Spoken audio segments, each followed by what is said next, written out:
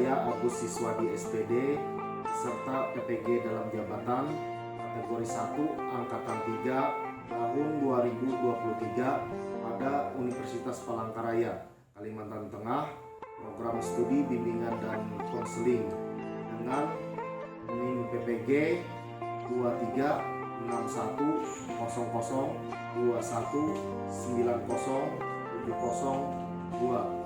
Hari ini Senin 4 Maret tahun 2024 saya akan melaksanakan layanan bimbingan klasikal dengan metode Project Based Learning, meningkatkan motivasi belajar siswa di kelas 11 Perikanan SMK Negeri 1 Kemipan. Berikut video layanan klasikal. Selamat menyaksikan.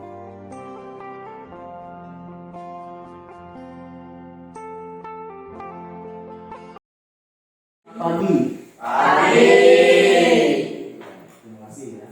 Sebelum kita memulai proses belajar mengajar untuk layanan klasikal ini, jadi Bapak minta satu orang ya, Febri tolong pimpin berdoa dulu ya, sesuai dengan ajaran dan kepercayaannya masing-masing, supaya pada saat proses belajar mengajar ini kalian ya diberikan kemudahan untuk ilmunya ya, supaya bisa masuk ya. Nah, mungkin ya langsung ya Febri supaya bisa mengikuti. Sebelum kita mulai pembelajaran kita pada bagian ini, marilah kita berdoa untuk kepercayaan dan agama kita masing-masing. Berdoa dulu.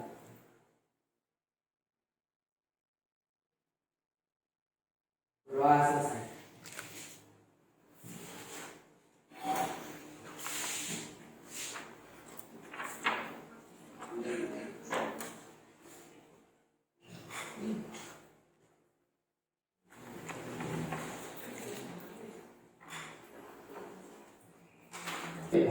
Selamat siang ya.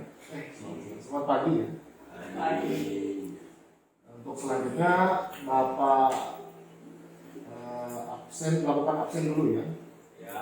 Mulai dari Anya Lestari, Bobi Setiawan.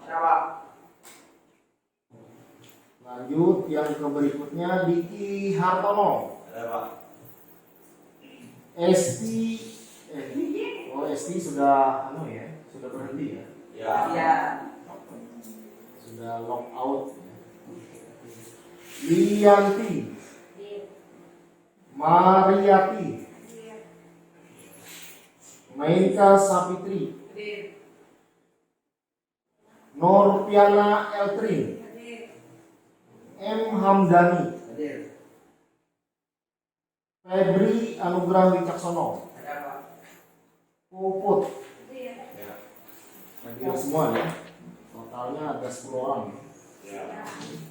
Untuk siswa kelas 11 Perikanan. Satu orang berhenti.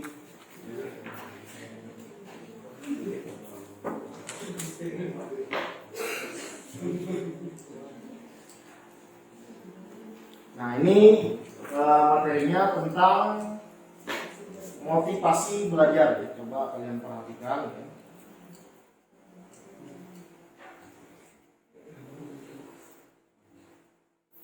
Bapak minta ya,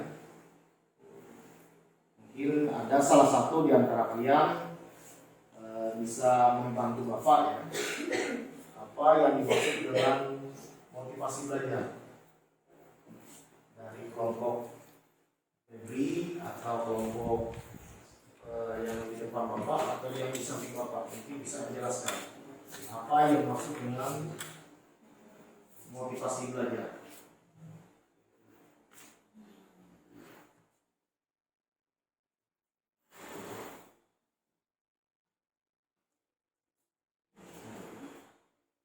Tinggal baca ya, nggak kelihatan ya?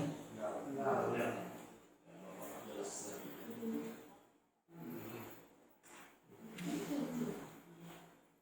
Bantu. Iya. Motivasi belajar adalah sesuatu yang paling mendasar yang harus ada dalam proses belajar. karena hasil belajar akan optimal bila ada motivasi. Nah, itu pengertian dari motivasi belajar. Nah, selanjutnya ada motivasi pasti ada tujuan. Tujuan motivasi belajar ini apa? Kalau tadi itu kan pengertiannya, pengertian dari motivasi. Nah, selanjutnya yang Bapak tanya, yang kedua tujuan.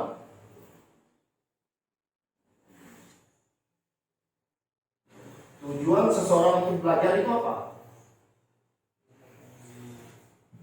Kalau yang di depan nggak ada.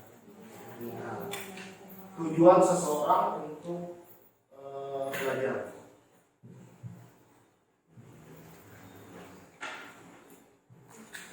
Kalau yang tadi kan motivasi seseorang untuk belajar. Nah, ini tujuannya seseorang itu untuk belajar.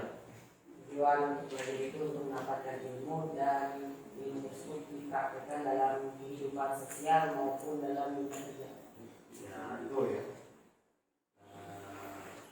Ya, lumayan sudah. Nah, terus yang lain, mungkin ada yang bisa membantu Febri. Vicky, tujuan seseorang itu untuk belajar, itu pasti ada tujuannya.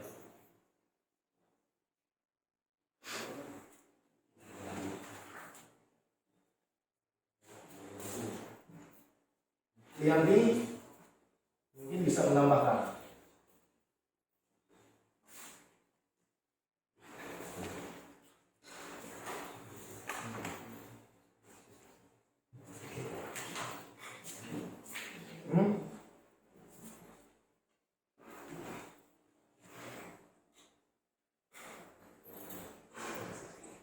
Bisa?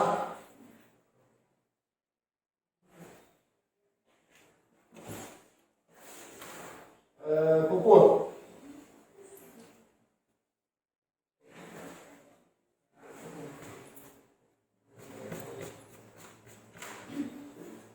Saya bisa mendapatkan ilmu yang belum diketahui. Ya, itu ya cukup untuk tujuan dari seseorang itu untuk belajar. Tadi motivasi yang Bapak bacakan kembali ya. Motivasi adalah sesuatu yang paling mendasar yang harus ada dalam proses belajar. Karena hasil akan optimal bila ada motivasi. Ini yang kedua, fungsi motivasi.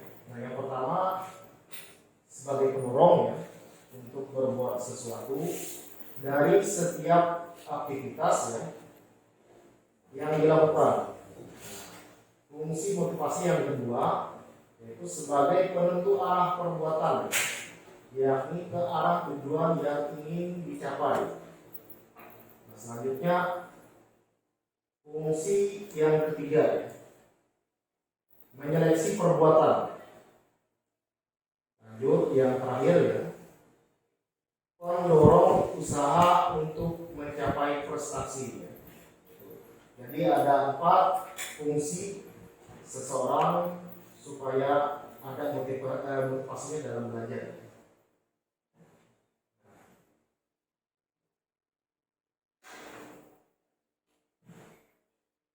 Nah, selanjutnya Bapak bertanya lagi ya kepada kalian, karena di tiap-tiap kampung atau di desa-desa ya, ada seseorang tokoh ya sebagai acuannya, pasti sudah ya.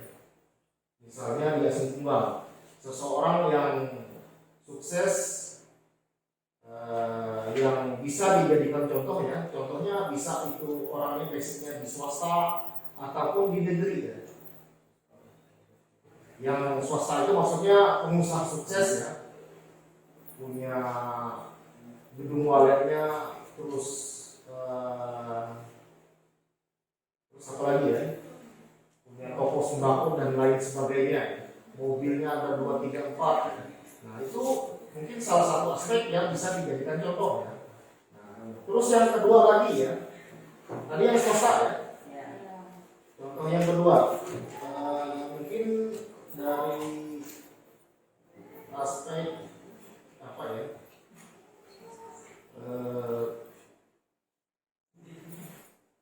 ILS ya. Nah,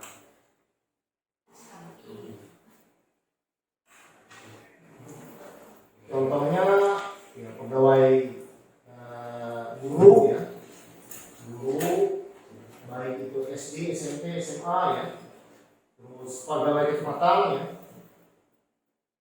atau pegawai kantor bupati ya. Nah, itu salah satu contohnya. Nah, lanjut, kalau yang dari Asen Kumbang, kalau untuk seorang yang patut dijadikan contoh ya, dari apa? Yang pertama tadi yang swasta.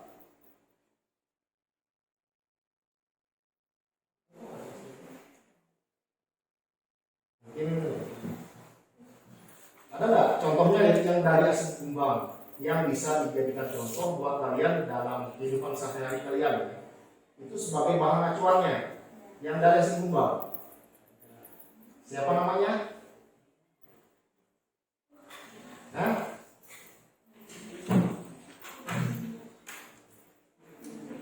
Terserah, mungkin ada orang tuanya yang kalian sebutkan. Bisa.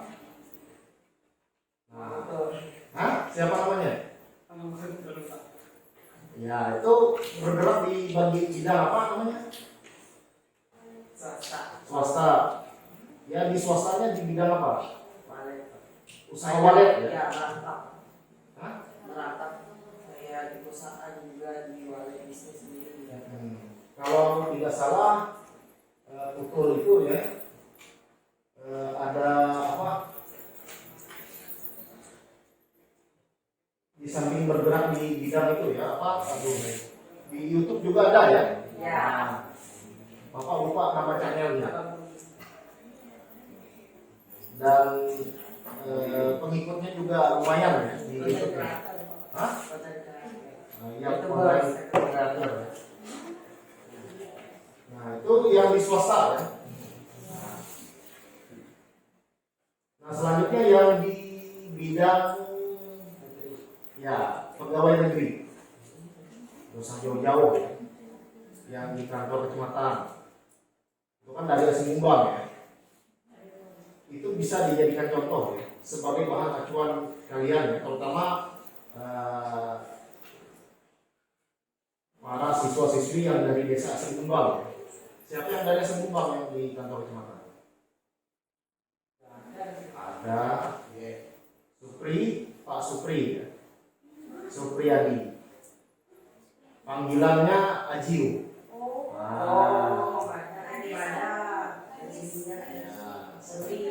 Betul ya.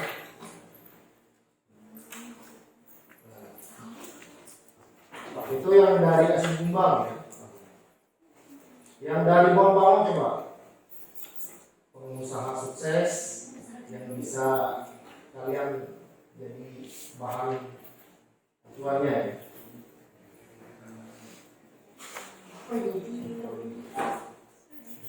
Juanda ya. Terus siapa lagi? Yang swasta ya, Mbak Wiwin ya.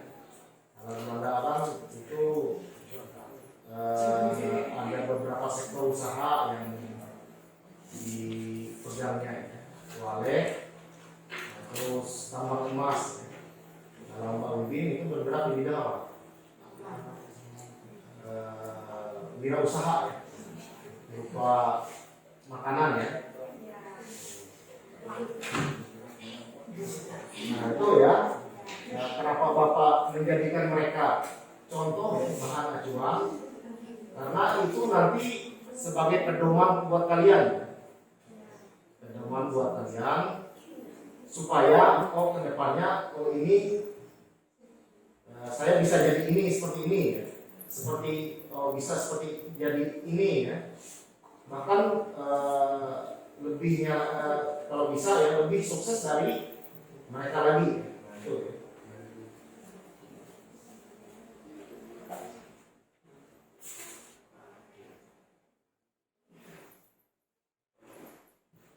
Nah, lanjut ke bagian B lagi.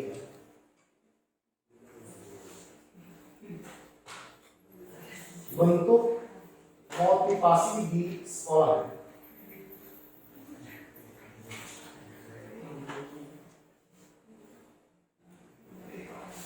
Motivasi anak berbeda-beda. Contohnya seperti yang ada di ruangan ini ya. Febri sama Puput motivasinya dalam belajar pasti beda.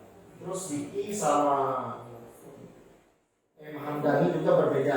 Lain orang, lain juga penanganannya, motivasinya. Dan motivasi ini harus ditumbuhkan oleh diri kita sendiri. Ini ya. Jadi motivasi itu tidak ada ibaratnya ditumbuhkan dari bapak atau dari siapa ya. Bapak cuma bisa membantu mengarahkan saja ya. Tapi yang paling intinya ya itu dari diri kalian sendiri. Kalau dari diri kalian sendiri tidak ada motivasinya ya, jadi sia-sia juga ya untuk kedepannya nanti.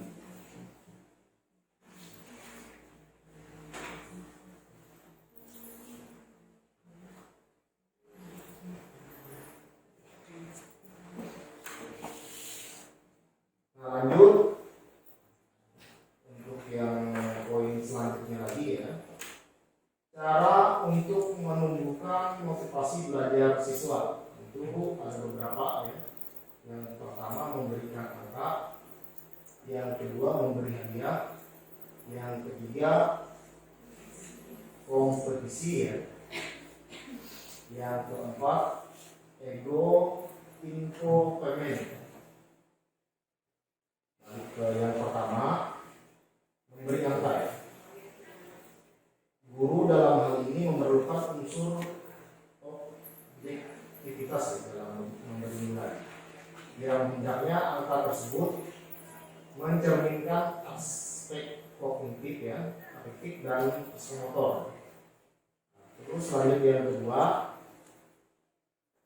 hadiah akan sangat menarik ya, siswa sebagai motivasi dalam melakukan sesuatu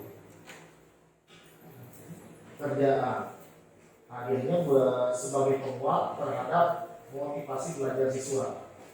Nah, selanjutnya yang ketiga, baik kompetensi individu maupun kelompok digunakan untuk merangsang dan menguatkan motivasi belajar.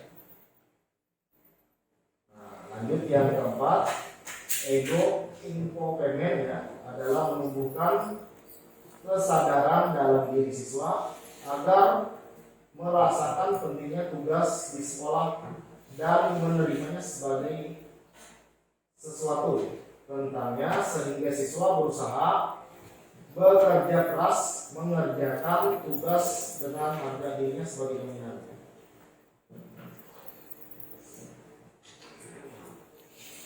Lanjut, poin yang kelima, memberikan pujian. Terus yang C, teori motivasi. Mungkin Bapak minta bantuannya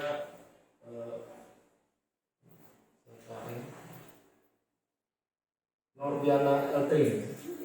Tolong dibacakan. Poin 1, 2,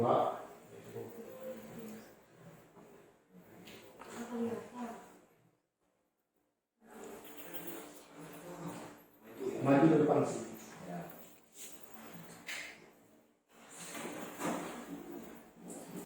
Ya, bagian C. Teori motivasi. Yang pertama, motivasi dan penguat.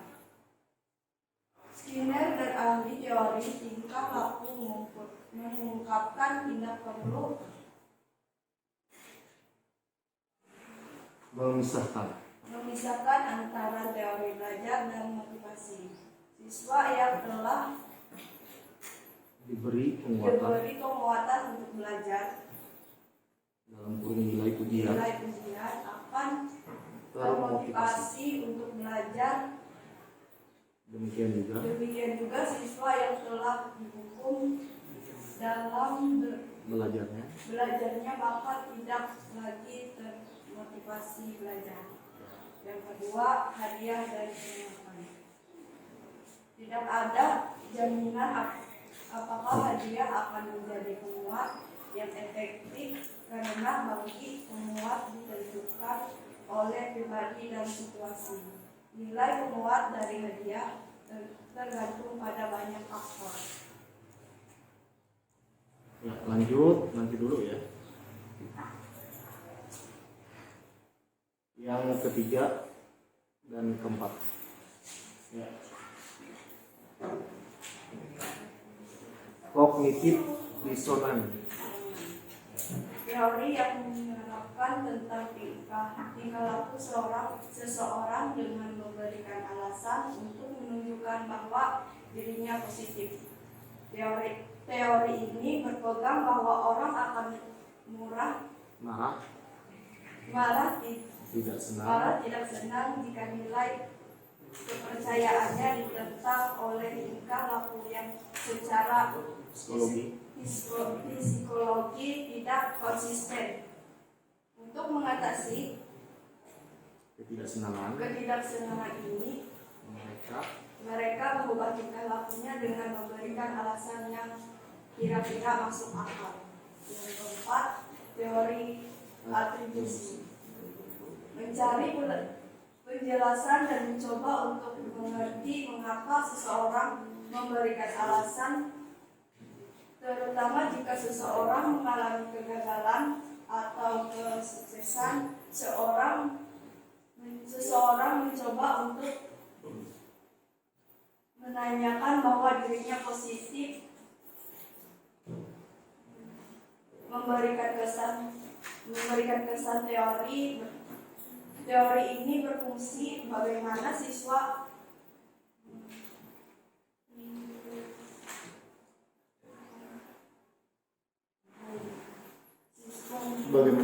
menginterpresentasikan dan menggunakan umpan balik atas prestasi akademik mereka dan menanyakan kepada guru bagaimana mereka harus memberikan umpan balik yang dapat menimbulkan motivasi yang sangat besar bagi siswa. Silakan duduk ya, terima kasih. Nah, lanjut, Bapak minta lagi bantuan dari kalian ya, supaya sama-sama kita mendengarnya. Ini ya, untuk poin yang kelima dan yang keenam.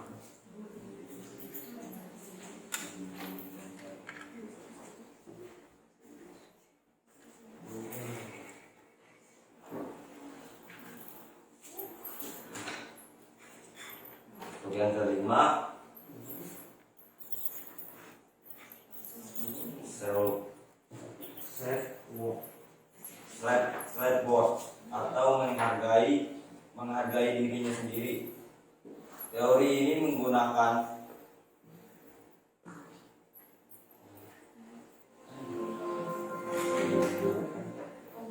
komponen motivasi dengan prinsip yang menyebabkan sukses dan gagal. Seorang individu belajar dari presentasi masyarakat bahwa seorang dinilai karena presentasinya. Seorang mempertahankan prinsip bahwa dia mempunyai kemampuan yang positif. Jika seorang gagal dalam menjalankan tes presentasi, orang bahwa dia tidak mampu.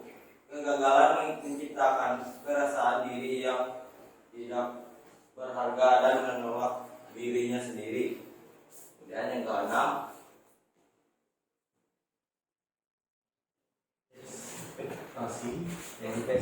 ekspektasi teoris of motivation. Hubungan antara kebutuhan dan lingkungan lakukan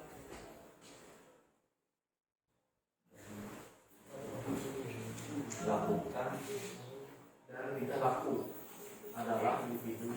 Dan tingkah laku adalah individu respon terhadap kebutuhan yang muncul. Individu sering tidak dihadapkan pada bagaimana memilih respon untuk berbagai kebutuhan. kebutuhan. Upaya memilih untuk menuntut presentasinya teori terhadap individu, tidak hanya merespon kejadian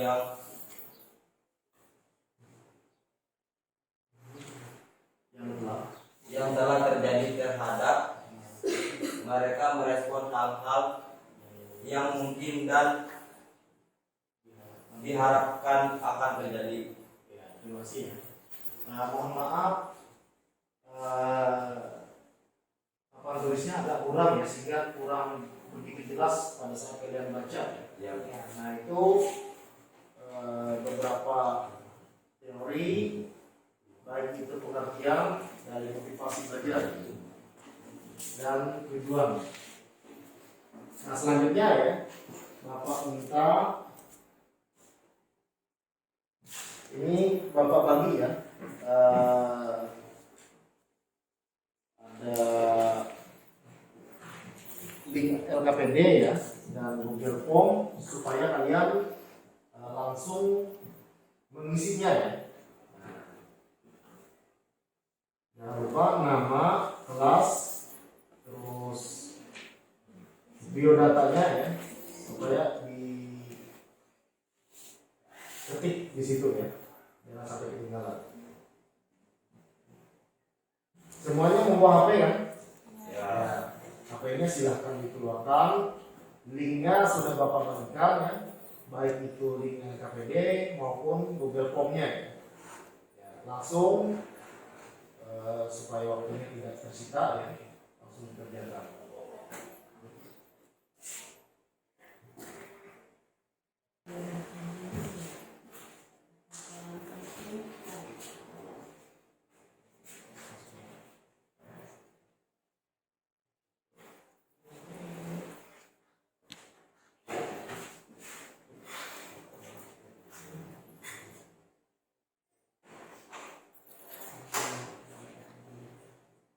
Untuk kelompok Febri tidak ada kesulitan ya. Yang dari kelompok Robi ya ada. Jelas semua ya, yang isi. Baik itu link KPD maupun Google Form-nya. Ya.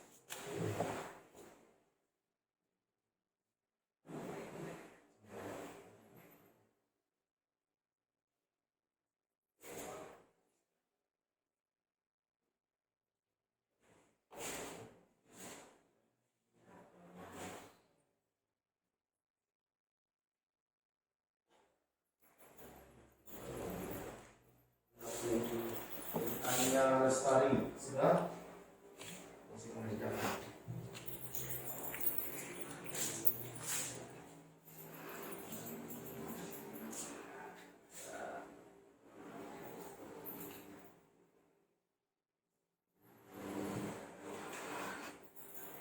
Ya, yang kalian isi terlebih dahulu ya, yang bagian mana yang kalian anggap mudah dulu ya, yang agak susah nanti belakangan.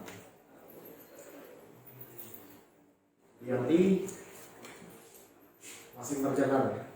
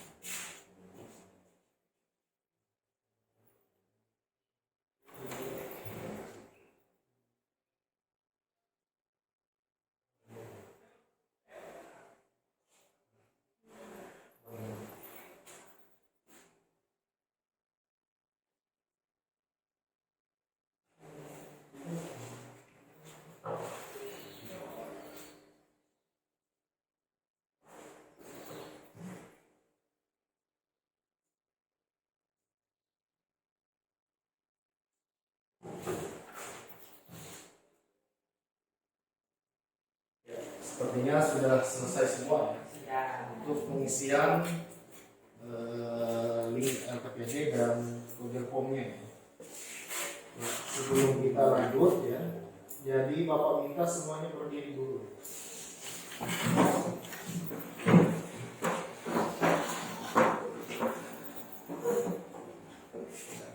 Jadi sudah ya. Jadi nanti semuanya mengikuti Bapak ya. Ya. Kalau Bapak menyebutkan SMK bisa, SMK hebat, SMK luar biasa. SMK Bisa. SMK Hebat. SMK Luar biasa.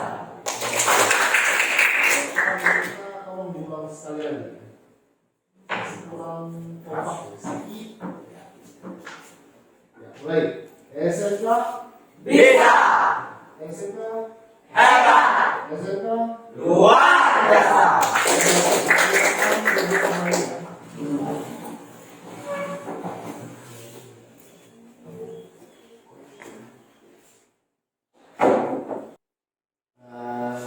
Dari materi terkait motivasi belajar tadi ya, mungkin ada yang ingin kalian tanyakan ya. Silakan Bapak, silakan. Ya, silakan maju ke depan.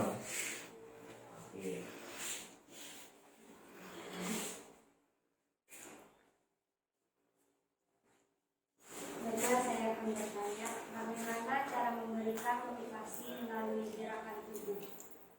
Ya. Motivasi untuk seorang siswa ya dari Bapak Ibu guru ya, itu bisa diberikan melalui ancaman jempol ya, ataupun menganggukkan ke kepala ya. Terus apa lagi? Mungkin ada yang bisa membantu Bapak. Mengacukan jempol, menganggukkan kepala. Terus dia bertepuk tangan ya. Ya itu ya salah satu bentuk apa tadi? Belajar melalui gerakan tubuh. Ya, motivasi belajar melalui gerakan tubuh ya, yang diberikan Bapak Ibu guru. Ya, terima kasih ya. Nah selanjutnya ya pertanyaan yang berikutnya mungkin. Ya. Ya.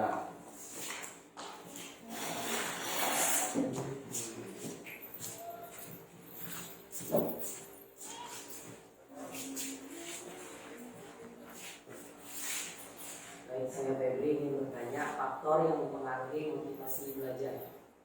Ya. Mungkin ada salah satu dari kalian yang bisa membantu Bapak mungkin. Apa tadi? Tolong diulang. Faktor yang mempengaruhi motivasi belajar. Ya, faktor yang mempengaruhi motivasi seseorang dalam belajar.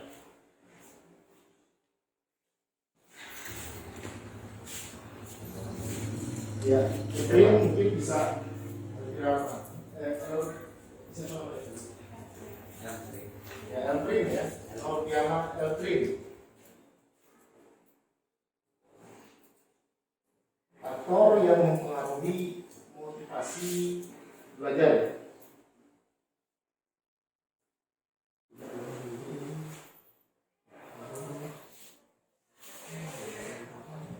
Halo, Hamdani, Diki. Mungkin Pak kalau bisa pergaulan Pak, pergaulan bebas lah ya misalkan Pak. Nah, untuk pergaulan bebas itu faktornya dari mana dulu? Itu kan Dari- ada beberapa faktor ya. Dari lingkungan, Ya, faktor di lingkungan. lingkungan. Nah, selanjutnya yang lagi yang faktor yang dari lingkungan. Itu tadi yang pertama. Pergaulan bebas ya. Ya. Apalagi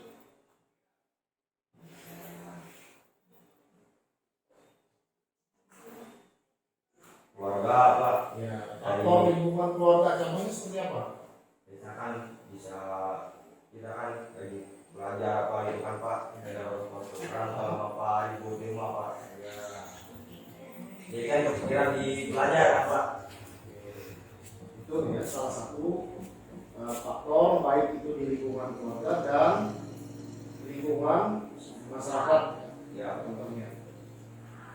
Ya Bapak kira cukup ya. Mungkin itu bantuan dari Vicky ya. Mungkin temannya yang lain ada yang bisa menambahkan. Cukup dua faktor ya, faktor keluarga dan faktor lingkungan. Langsung ke contohnya saja kalian membantu Febri.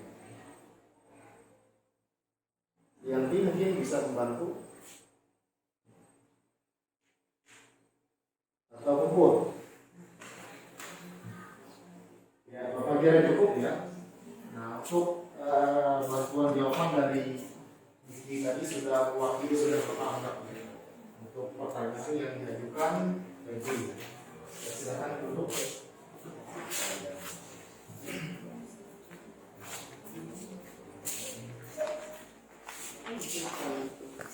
Itu ya untuk Febri dan Puput tadi. Nah selanjutnya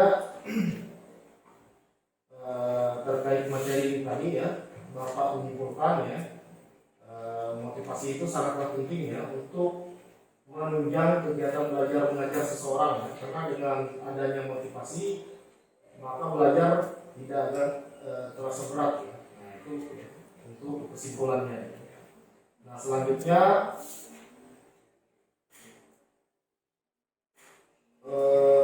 sebelum Bapak mengakhiri proses kegiatan layanan klasikal ini ya, tadi kan kita sudah membukanya dengan berdoa ya. Dan alangkah baiknya juga ya kita menutupnya dengan berdoa juga sesuai dengan ajaran dan kepercayaan kita masing-masing. Jadi tadi Bapak sudah minta sama Febri ya untuk membukanya, untuk berdoa ya. Nah, sekarang Bapak minta gantian lagi ya, M. Handani supaya bisa membantu Bapak. Untuk mengakhiri pembelajaran kita pada pagi hari ini adalah kita berdoa menurut agama dan kepercayaan kita masing-masing. Berdoa dimulai.